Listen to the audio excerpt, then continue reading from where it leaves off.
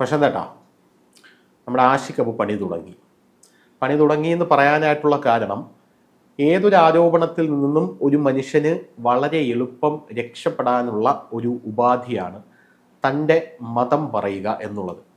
മുസ്ലിം ആണെങ്കിൽ പിന്നെ പറയണ്ട, കാരണം ലോകം മുഴുവൻ മുസ്ലിങ്ങൾ ഇരവാദം ഉന്നയിക്കുന്നവരാണ് എന്ന് വലതുപക്ഷ രാഷ്ട്രീയക്കാർ പറയുമ്പോൾ ആ ടെക്നിക്ക് ഇവിടെ ഉപയോഗിക്കുന്നത്, നല്ല ഭംഗിയായി ഉപയോഗിക്കുന്നത് ആഷിഖ് അബുവാണ്. അതായത് തനിക്കെതിരെ ഒരു ആരോപണം വരുമ്പോൾ ഞാൻ മുസ്ലിം ആയതുകൊണ്ട് സംഘപരിവാർ എനിക്കെതിരെ ആരോപണം ഉന്നയിക്കുന്നു എന്നാണ് ആഷിഖ് അബു പറയുന്നത്. ഫ്രഷ് സാധനമാണ്, പക്ഷെ അതിവിടെ വാക്ക് ചെയ്യില്ല, അതായത് ഇവിടെ നടക്കില്ല എന്നുള്ളത് ഇയാൾക്ക് ഇനിയും മനസ്സിലായിട്ടില്ല എന്നാണ് പല ആൾക്കാരും വിചാരിക്കുന്നത്.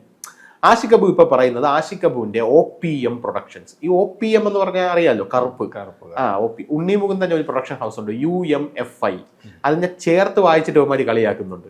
അത് വളരെ മോശവും. അത് രണ്ടും പ്രൊഡക്ഷൻ ഹൗസിന്റെ പേര് രണ്ടും കണ്ടാൽ തന്നെ നമുക്ക് മനസ്സിലാവും. UMFI എന്നുള്ളത് ഐയുടെ സ്ഥാനത്തുണ്ടല്ലോ, ഒരു നീളത്തിലുള്ള ഒരു കുറിയാണ്. ഈ കാളി ഭക്തനാണെന്ന് തോന്നുന്നു ഉണ്ണി മുകുന്ദൻ. ഈ ഭദ്രകാളി ദേവിയുടെ നെറ്റിയിൽ തൊട്ടിരിക്കും പോലെ ഒരു നീളത്തിലുള്ള ഒരു കുറിയാണ്. അതേസമയം ഇപ്പുറത്ത് വന്നു കഴിഞ്ഞാൽ നമ്മുടെ സമൂഹത്തിനെ അങ്ങേയറ്റം നമ്മുടെ സമൂഹത്തിനെ തകർക്കുന്ന OPM എന്നൊക്കെ പറഞ്ഞ് അങ്ങനെ വിഷയങ്ങളൊക്കെയാണ് ഇപ്പുറത്തുള്ളവന്മാർ ചെയ്യുന്നത്. നമുക്കറിയാം, ഇവിടെയുള്ള പോലീസുകാർ പോലും ഈ ബോബ് മാർലിയിൽ ഒരു ഷർട്ട് നമ്മൾ ഇട്ട് കഴിഞ്ഞാൽ നമ്മുടെ തിരുവനന്തപുരം നഗരത്തിൽ കൂടെ നമുക്ക് കവടിയാറൂടെ ഒന്നും നടക്കാൻ പറ്റാത്തൊരു സാഹചര്യം ഉണ്ടായിരുന്നു. ഞാനൊക്കെ റിപ്പോർട്ടർ ആയിരിക്കുന്ന കാലത്ത് ഞാൻ നേരിട്ട് കണ്ടിട്ടുണ്ട്. ഈ ബോബ് മാർലിയുടെ ഷർട്ട് വിട്ട് നടക്കുന്ന പിള്ളേരെല്ലാം പോലീസ് പിടിച്ചു നിർത്തി വരട്ടും. എന്നിട്ട് പോലും ഈ OPM എന്ന് പറഞ്ഞ് പച്ചയ്ക്ക് പേജിട്ടിട്ട് യാതൊരുവിധ സംഭവമില്ല. ഇപ്പം അതിലേക്ക് ഈസി ആയിട്ട് രക്ഷപ്പെടാമല്ലോ, മതം കൊണ്ടുവന്നിരിക്കുകയാണ്. ഇപ്പം ഒരാളുടെ മതം കൊണ്ടുവന്നു കഴിഞ്ഞാൽ പിറകിൽ മതസംഘടനകൾ വരും. മതസംഘടനകൾ വന്നു കഴിഞ്ഞാൽ അതിൻ്റെ പിറകിൽ മതസംഘടനകളെ ആവശ്യമുള്ള രാഷ്ട്രീയക്കാർ വരും. ഇതൊരു വലിയ വിഷയമാക്കി മാറ്റാനായിട്ടുള്ളൊരു ശ്രമമാണ് ആഷിഖ് അബു നടത്തുന്നത്. എന്താ തോന്നുന്നത് ഇയാളുടെ യോഗത്തിനെതിരെ? ആഷിഖ് അബു മുസ്ലിം അല്ല, അയാൾ ഇസ്ലാമിസ്റ്റാണ്. അയാള് ഈ മേഖല ഉപയോഗിക്കുന്നതെന്ന് പറഞ്ഞാൽ ശരിക്കും ടെററിസ്റ്റുകൾ നടത്തുന്ന പരിപാടി നടത്തുന്നതിന് വേണ്ടി തന്നെയാണ്. അദ്ദേഹം മയക്കുമരുന്നെയാണ് പ്രൊമോട്ട് ചെയ്യുന്നത്, നമുക്ക് മനസ്സിലാവും. കാരണം ഇപ്പോഴാണല്ലോ അതിനൊരു ആരോപണം വരികയും അതിന് മറുപടി പറയേണ്ടി വരികയും ഒക്കെ ചെയ്യുന്ന സമയം. ഇതിനു മുമ്പെല്ലാം അയാൾ അതിന് അനുകൂലമായിട്ടുള്ള സിനിമകൾ എടുത്തിട്ടുണ്ട്. അയാളുടെ ഭാര്യയും അയാളും പല ഫോട്ടോഗ്രാഫികൾക്കും സിഗരറ്റ് വലിക്കുന്നതും അല്ലെങ്കിൽ അനുകൂലമായിട്ട് സമൂഹത്തെ ബോധ്യപ്പെടുത്തുന്ന രീതിയിൽ. ഇത് പറഞ്ഞപ്പോൾ ഞാൻ വേറൊരു കാര്യം പെട്ടെന്ന് പറയാം. അതായത് ആഷിഖ് അബു എടുത്ത സിനിമയാണ് ഇടുക്കി ഗോൾഡ്. ഈ ഇടുക്കി ഗോൾഡ് എന്ന് പറയുന്ന സിനിമയുടെ കഥാകൃത്ത് മാതൃഭൂമിയുടെ ഫെസ്റ്റിവലിൽ വന്നിരുന്ന് പറഞ്ഞ ഒരു ബൈറ്റ് ഞാൻ ഇന്ന് രാവിലെ കാണാനിടയായി. അയാൾ അതിൽ പറയുന്നത്, ഞാൻ എഴുതി കൊടുത്ത കഥയേ അല്ല വന്നിരിക്കുന്നത്, ആ കഥയ്ക്കകത്ത് ഒരുപാട് കൈകടത്തലുകൾ നടത്തിയിട്ടുണ്ട്. ഇയാൾ ഈ മയക്കുമരുന്നിനടക്കം എതിരായി നിൽക്കുന്ന ഒരാളാണ് ഈ കഥാകൃത്ത്. അപ്പോൾ അയാൾ കൊടുത്ത കഥയല്ല ഇതിൽ എടുത്തിരിക്കുന്നത്. ആ കഥാകാരൻ്റെ പേര് ഞാൻ മറന്നുപോയി. അയാൾ അതിനകത്ത് പറയുന്നുണ്ട്, ഒരിക്കലും ഒരു പോലീസുകാരൻ ഉള്ള ഒരു സമ്മേളനത്തിൽ പോയപ്പോൾ, അതായത് സമൂഹത്തിൽ മയക്കുമരുന്നിനെതിരെ അങ്ങേയറ്റം വിജിലൻ്റായിട്ട് ഇടപെടലുകൾ നടത്തുന്ന ഒരു പോലീസുകാരനുള്ള ഒരു സമ്മേളനത്തിൽ പോയപ്പോൾ അയാൾ പറയുകയാണ്, ആ പോലീസുകാരൻ്റെ സമ്മേളനത്തിൽ പ്രസംഗിച്ചപ്പോൾ പറയുകയാണ്, ഈ ഇടുക്കി ഗോൾഡ് എഴുതിയവനെ എൻ്റെ കയ്യിൽ കിട്ടിയാൽ അവനെ ഞാൻ ഒറ്റ ഇടുക്കി കൊന്നു കളയുമെന്ന് പറഞ്ഞു. അപ്പോൾ തൊട്ടടുത്ത് അതിൻ്റെ കഥാകൃത്തായിട്ടുള്ള അയാൾ ആ വേദിയിലുണ്ട്. നിർഭാഗ്യവശാൽ ആ പോലീസുകാരന് ഞാനാണ് എഴുതിയെന്ന് അറിയില്ല. അപ്പോൾ ഇയാൾ ചെന്ന് പറയുന്നു, സാറേ ഞാനാണത് എഴുതിയത് എന്ന് പറയുന്നു. ഉടനെ പോലീസുകാരൻ തിരിച്ച് ഇയാളോട് ചോദിക്കുന്നു, നിങ്ങൾക്ക് സമൂഹത്തിനോട് എന്തെങ്കിലും പ്രതിബദ്ധതയുണ്ടോ? കാരണം ഈ സിനിമ അങ്ങേയറ്റം മയക്കുമരുന്നിനെ പ്രൊമോട്ട് ചെയ്യുന്ന ഒരു സിനിമയാണ്. ഈ സിനിമ കണ്ട 10-ൽ ഒരാൾ മയക്കുമരുന്ന് ഉപയോഗിക്കുന്നുണ്ട്. രണ്ടാമത്തെ കാര്യം, ഇതുപോലുള്ള സിനിമകൾ ഇറങ്ങുന്നത് കൊണ്ടാണ് നമ്മൾ ഇന്നുള്ള +2 വരെ പഠിക്കുന്ന കുട്ടികളില്ലേ, ആ കുട്ടികളിൽ എല്ലാവരും എന്ന് പറഞ്ഞാൽ ഒരു 99% പേര് ഒരു തവണയെങ്കിലും ലഹരി ഉപയോഗിച്ച് നോക്കാത്ത കുട്ടികളില്ല എന്നാണ് അയാൾ വെളിപ്പെടുത്തൽ നടത്തിയത്. പക്ഷെ അയാൾ അതിൽ പറയുന്നുണ്ട്, അയാളുടെ വെളിപ്പെടുത്തൽ ഉള്ളതാണോ കള്ളമാണോ എന്ന് എനിക്കറിയില്ല. പക്ഷെ ഒരു പോലീസ് ഉദ്യോഗസ്ഥൻ എന്ന നിലയിൽ അയാൾ പറയുമ്പോൾ വളരെ ഗൗരവതരമാണ്. പിന്നെ രണ്ടാമത് അയാൾ പറയുന്നത്, യഥാർത്ഥത്തിൽ ഞാൻ കൊടുത്ത തിരകഥ ഇങ്ങനെ ആയിരുന്നില്ല എന്ന് പറയുന്നുണ്ട്. ആഷിഖ് അബു സംവിധാനം ചെയ്ത ഇടുക്കി ഗോൾഡ്. ആഷിഖ് ഇപ്പൊ പറഞ്ഞുകൊണ്ട് ഞാൻ ഇടയ്ക്ക് കയറി പറയാം. ആഷിഖ് സംവിധാനം ചെയ്ത ഇടുക്കി ഗോൾഡ്. അതുപോലെ തന്നെ അദ്ദേഹം വേറെ സിനിമ, ആ സിനിമയുടെ പേര് ഞാൻ ഓർക്കുന്നില്ല. അതിനകത്ത് നായകന്റെ പ്രൊമോഷൻ, നായകൻ കാണിക്കുന്ന വീരകൃത്യങ്ങൾ പറഞ്ഞാൽ കള്ളനോട്ടടിക്കുക, ഈ സമൂഹത്തിൽ നമ്മൾ എന്തെല്ലാം ഒരു ചെറുപ്പക്കാരൻ ചെയ്തുകൂടാ എഴുതുകയുണ്ട്, അതെല്ലാം പിടിച്ചുപറി അല്ലെങ്കിൽ മറ്റിതെല്ലാം പ്രൊമോഷൻ. നായകനാണ്. ഇവരുടെ എല്ലാം പേരുകൾ ഹിന്ദു നാമധാരിയോ ക്രിസ്ത്യൻ നാമധാരിയോ. പിന്നെ വേറൊരു കാര്യം ശ്രദ്ധിച്ചിട്ടുണ്ടോ? അതായത് sex is not a promise. അതായത് പരസ്പരം ആണും പെണ്ണും ലൈംഗിക ബന്ധത്തിൽ ഏർപ്പെടുന്നത് കുഴപ്പമില്ല, ഫ്രീ സെക്സിനെ പ്രൊമോട്ട് ചെയ്യാം. ഒരു സ്ഥലത്ത് മായാനദി എന്ന സിനിമയിൽ ഫ്രീ സെക്സിനെ പ്രൊമോട്ട് ചെയ്യുകയും, എന്നാൽ വേറൊരു സ്ഥലത്ത് വേറൊരു സ്ഥലത്ത് അയാൾ പ്രൊഡ്യൂസർ ആയിരിക്കുന്ന സിനിമയിൽ ഹലാൽ ലവ് സ്റ്റോറി, ഹലാൽ അതായത് മുസ്ലിം പെൺകുട്ടികൾക്ക് ഹലാൽ ലവ് സ്റ്റോറി. ഇവിടെ sex is not a promise. മാത്തനും പിന്നെ അയാളുടെ പേര് ഞാൻ മറന്നുപോയി, മായാനടി എന്ന് പറഞ്ഞ സിനിമയിൽ. അങ്ങനെ വളരെ കീനായിട്ട് നമ്മുടെ സമൂഹത്തിൽ നമ്മുടെ ജയശങ്കർ സാറ് പറയുന്നത് പോലെ ഒറ്റയടിക്ക് വെള്ളം കോരി ഒഴിക്കുകയില്ല, പതുക്കെ പതുക്കെ സ്പ്രേ ചെയ്യുക. സ്പ്രേ ചെയ്ത് കഴിഞ്ഞാൽ ഇത് മണ്ണിന്റെ അടിത്തട്ടിൽ വേരുകളിലേക്ക് പതുക്കെ ആഴ്ന്നിറങ്ങും എന്ന് പറയുന്നത് പോലെയാണ് ആഷിഖ് കപൂറിന്റെ പ്രവർത്തനം. അതായത് ഞാൻ പറഞ്ഞു വന്നത്, ഞാൻ പറഞ്ഞിട്ട് അയാൾ ഇസ്ലാമിസ്റ്റ് ആണെന്ന് ഞാൻ പറഞ്ഞല്ലോ. അയാളുടെ സിനിമ നിങ്ങൾ കണ്ടല്ലോ, അയാൾ ഇസ്ലാമിസ്റ്റ് ആണെന്ന് ഉള്ളത് അല്ലെങ്കിൽ ഈ ടെററിസ്റ്റിന്റെ ഭാഗമായിട്ടുണ്ടെന്നുള്ളതിന് തെളിവാണ് അയാൾ പ്രവർത്തിക്കുന്ന മേഖല സിനിമ. ആ മേഖലയിലാണ് ഇപ്പം ഈ ധനുഷ് പറഞ്ഞതുപോലെയുള്ള പ്രവർത്തനം. അയാൾ സമൂഹത്തെ എങ്ങനെ ആക്കാൻ ശ്രമിക്കുന്നു എന്നതാണ് അതിനകത്ത് കാണിക്കുന്നത്.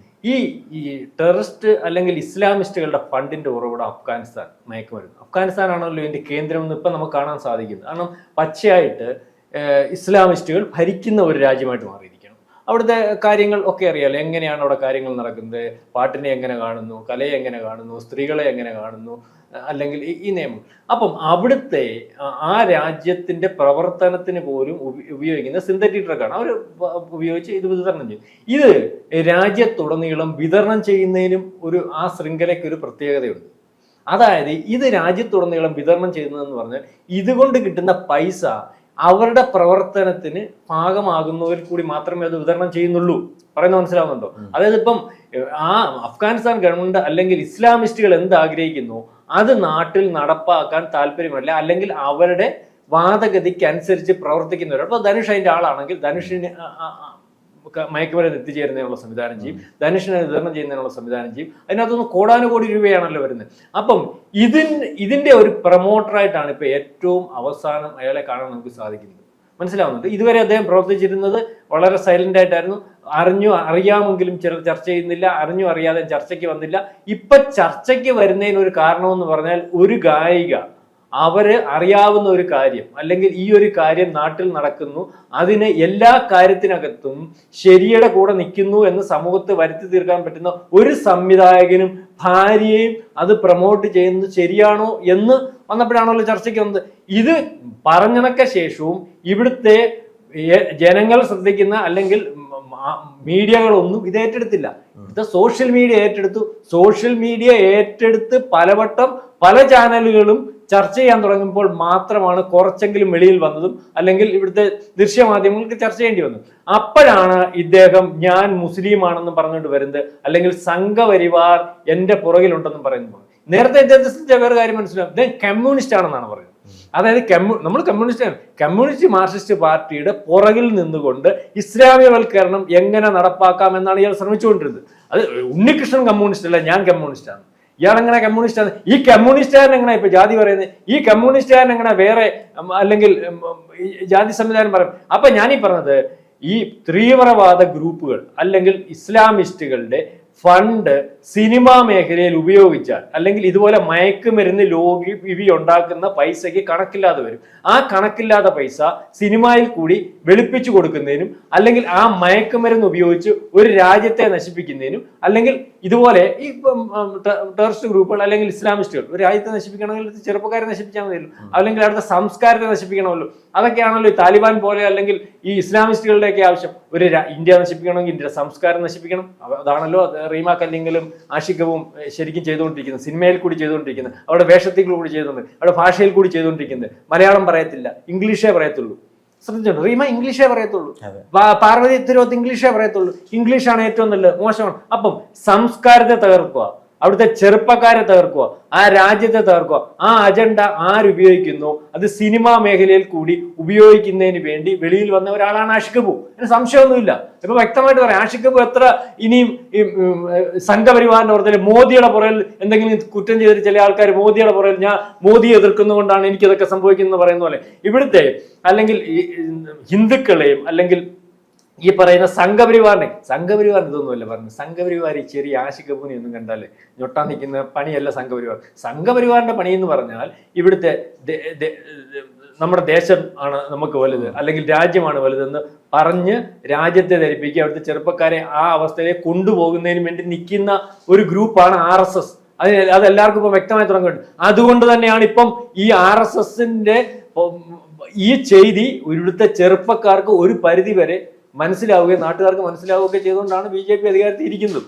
അതുപോലെ തന്നെ അത് മനസ്സിലായത് കൊണ്ടാണ് ഇപ്പൊ ഈ ആഷിഖ് കപൂർ ഈ രീതിയിൽ ഈ ഭാഷയിൽ സംസാരിക്കേണ്ടി വരുന്നത്. അല്ലെങ്കിൽ ആഷിഖ് കപൂർ എന്ന് പറയുന്ന ആളിനെ വളരെ വ്യക്തമായിട്ടും കൃത്യമായിട്ടും ഒളിഞ്ഞിറങ്ങിയണക്കുകയും ഇയാളുടെ അജണ്ട എന്തുവാണെന്നും ഇയാളുടെ പ്രവർത്തനം എന്തുവാണെന്നും ഇയാൾ എന്താണ് രാജ്യത്ത് ചെയ്യാൻ ഉദ്ദേശിക്കുന്നതെന്നും ജനങ്ങൾക്ക് മനസ്സിലാവുന്നു. RSS ഉള്ളതുകൊണ്ട് പിന്നെ RSSനെ പഠിച്ചിട്ട് കാര്യമൊന്നുമില്ല.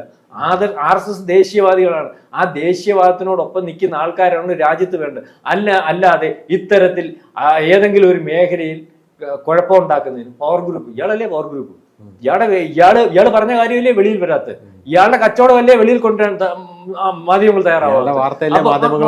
അതുപോലെ തന്നെ ഉണ്ണി മുകുന്ദനെ പുറകെ പോകുന്നു. അപ്പൊ പറഞ്ഞുകൊണ്ട് പറയാം ഉണ്ണി മുകുന്ദൻ ദേശീയവാദിയാ, അയാൾ അംഗീകരിച്ചിട്ടുണ്ട്, പരസ്യമായിട്ട് പറയുന്നുണ്ട്. അതുകൊണ്ടാണല്ലോ ഉണ്ണി മുകുന്ദന്റെ മാളികപ്പുറം സിനിമയുടെ പുറകെ നിങ്ങൾ പോയത്, അല്ലെങ്കിൽ നിങ്ങളുടെ കൂട്ടാളികൾ അതിന്റെ പുറകിൽ ചെന്ന് അറ്റാക്ക് ചെയ്യാൻ ശ്രമിച്ചത്, അല്ലെങ്കിൽ ഗണേശ് എന്ന് പറയുന്ന സിനിമ പൊളിക്കാൻ ശ്രമിച്ചത്. അപ്പം ഇദ്ദേഹത്തിന്റെ അജണ്ട പവർ ഗ്രൂപ്പ് എന്ന് പറഞ്ഞുകൊണ്ട് ഇവിടുത്തെ മോഹൻലാലിന്റെ പുറകിലും അല്ലെങ്കിൽ ദിലീപിന്റെ പുറകിലും ഇവിടുത്തെ ചില പ്രത്യേക മതത്തിനകത്തേക്കുന്ന ആൾക്കാരുടെയൊക്കെ പുറകിൽ അവർ കുഴപ്പക്കാരാണ്, അവർ പവർ ഗ്രൂപ്പ് ആണെന്ന് പറഞ്ഞുകൊണ്ട് ഒരു പ്രത്യേക പവർ ഗ്രൂപ്പ് ഉണ്ടാക്കി ഈ വ്യവസായം ഒരു പരിധി വരെ നല്ല രീതിയിൽ പോകുന്ന ഒരു വ്യവസായത്തിനകത്ത് മൊത്തം കുഴപ്പമാണെന്ന് കണ്ട് അതിനകത്ത് കയറി വന്നിട്ട് ഇയാളുടെ അജണ്ട പാസ്സാക്കി ഈ രാജ്യത്തെയും ഈ വ്യവസായത്തെയൊക്കെ അവർക്ക് അല്ലെങ്കിൽ ഇസ്ലാമിസ്റ്റുകളുടെ ജമാഅത്തെ ഇസ്ലാമിയുടെയൊക്കെ ഉദ്ദേശത്തിലേക്ക് കൊണ്ടുപോകുന്നതിന് വേണ്ടിയാണ് ശ്രമിക്കുന്നത്. വളരെ കൃത്യമായിട്ട് മനസ്സിലായി.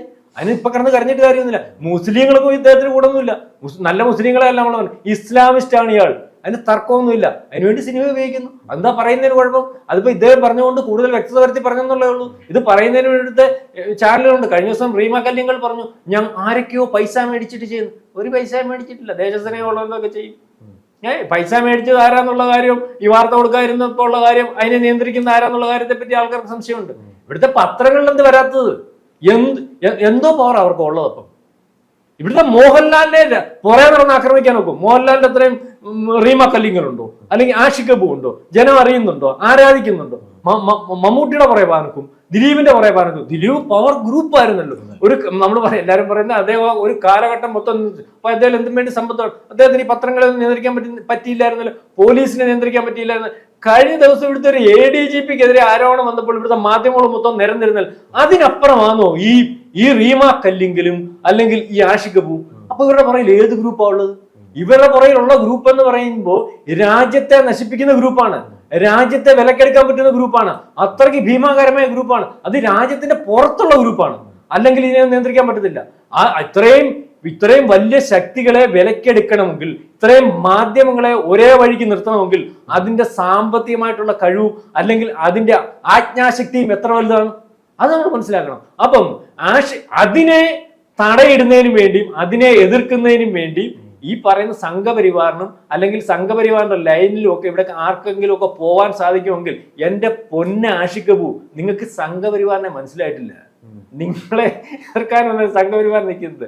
നിങ്ങൾ അതിനകത്ത് ഒരു അജണ്ട അല്ലെങ്കിൽ ഒരു ക്രിമിയ സംഘപരിവാറിന്റെ ലിസ്റ്റിനകത്ത്. സംഘപരിവാർ എടുത്ത അജണ്ടയ്ക്കകത്ത് ഇല്ല, സംഘപരിവാർ എടുത്ത നീങ്ങുന്ന അജണ്ടയ്ക്കകത്ത് ഒലിച്ചു പോകുന്ന ഒരു സാധനം മാത്രമാണ്. നിങ്ങൾ അതിന് വിലപിച്ചിട്ട് കാര്യമില്ല. നിങ്ങളുടെ പ്രവൃത്തി നന്നാവണം. നിങ്ങളുടെ രാജ്യത്തിന് വേണ്ടി നിൽക്കണം, നിങ്ങളുടെ ദേശത്തിന് വേണ്ടി നിൽക്കണം, ഇവിടുത്തെ ചെറുപ്പക്കാർക്ക് വേണ്ടി നിൽക്കണം. നിങ്ങൾ കല ഉണ്ടാക്കുന്നുണ്ടെങ്കിൽ ഒരു രാജ്യത്തിന്റെ പുരോഗതിക്ക് വേണ്ടി കല ഉണ്ടാക്കണം. അല്ലാതെ കഞ്ചാവ് വിൽക്കുന്നതിന്റെ കഥയും അല്ലെങ്കിൽ നോട്ടടിക്കുന്നതിന്റെ കഥയും അല്ലെങ്കിൽ വഴിയിൽ വെച്ച് പോയിക്കുന്നതിന്റെ കഥയും മറ്റ് കഥകളും ഒക്കെ എടുത്താൽ ഇത്തരത്തിൽ ആൾക്കാർ ചർച്ച ചെയ്യും. ചിലപ്പോൾ ഇദ്ദേഹം ഇതിനകത്തുനിന്ന് മാറി നിന്നിട്ട് വരും. അത് പണ്ടത്തെ ഇന്ത്യ അല്ല ഇന്നത്തെ ഇന്ത്യ. ഇന്ത്യ അതിന്റെ നേരായ വഴിക്ക് കൊണ്ടുപോകുന്നതിന് വേണ്ടി നമ്മളുടെ അനുഗ്രഹത്താൽ ആരെങ്കിലുമൊക്കെ വന്നിട്ടുണ്ട്. അതുകൊണ്ട് അതൊക്കെ തിരിച്ചറിഞ്ഞിട്ടുള്ള ആൾക്കാര് ഇതിനെതിരെയൊക്കെ നിൽക്കുന്നുണ്ട്. അത് ആഷിഖ് കപൂറിന് മനസ്സിലാവാൻ താമസിച്ചു പോയി. ആഷിഖ് കപൂർ പലയിടത്തും ഒളിച്ചിരുന്നിടത്തെല്ലാം ആ മറയിൽ നിൽക്കുന്നതെല്ലാം ആൾക്കാർ കാണുന്നുണ്ടായിരുന്നു. അവസരം വന്നപ്പോൾ അത് പറയാൻ തുടങ്ങി. അത് ആവർത്തിച്ച് പറഞ്ഞുകൊണ്ടിരിക്കും. സംഘപരിവാറിന്റെയും അല്ലെങ്കിൽ മാർക്സിസ്റ്റ് പാർട്ടിയുടെയും ഒക്കെ പേര് പറഞ്ഞ് ഒളിക്കാൻ ശ്രമിച്ചാലൊന്നും ആഷിഖ് കപൂറിന് ഇനി രക്ഷപ്പെട്ടു പോകാൻ പറ്റത്തില്ല. ആഷിഖ് കപൂറിന്റെ കച്ചവടവും സിനിമയും ഒക്കെ ആർക്ക് വേണ്ടിയാണ്, എന്തിനു വേണ്ടിയാണെന്നൊക്കെ വളരെ കൃത്യമായിട്ട് നമ്മൾക്കറിയാം. അത് പറയുന്നതിന് വേണ്ടിയാണ് നമ്മൾ ഇപ്പൊ ഈ ചർച്ച വെച്ചിരിക്കുന്നത്. കൂടുതൽ വാർത്തകളും വിശേഷങ്ങളും നിങ്ങളിലേക്ക് എത്താൻ ABC മലയാളം സബ്സ്ക്രൈബ് ചെയ്യുക, ബെൽ ബട്ടണും അമർത്തുക.